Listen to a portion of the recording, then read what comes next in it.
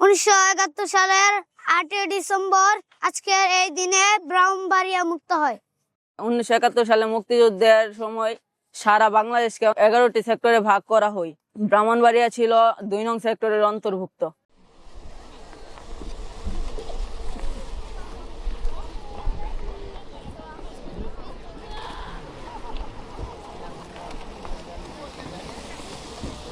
April 1971 আখাউড়ার Daruin নামক গ্রামে এক যুদ্ধে শহীদ হন বীর শ্রেষ্ঠ মুস্তফা কামাল।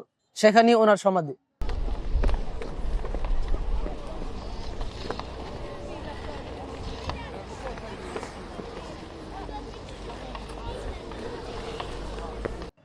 একাত্তরের মুক্তিযুদ্ধে শহীদ হওয়া 48 জন মুক্তিযোদ্ধাকে সমাহিত করা হয় কসবাই কুল্লা পাথরে। এটি বাংলাদেশের বৃহৎ গণকবরগুলোর মধ্যে অন্যতম একটি। বাংলাদেশ স্বাধীনতা যুদ্ধে ব্রাহ্মণবাড়িয়ার অবদান অপরিসীম। ইনসাট ইসলামিক স্কুল, ইনসাট ইসলামিক স্কুল।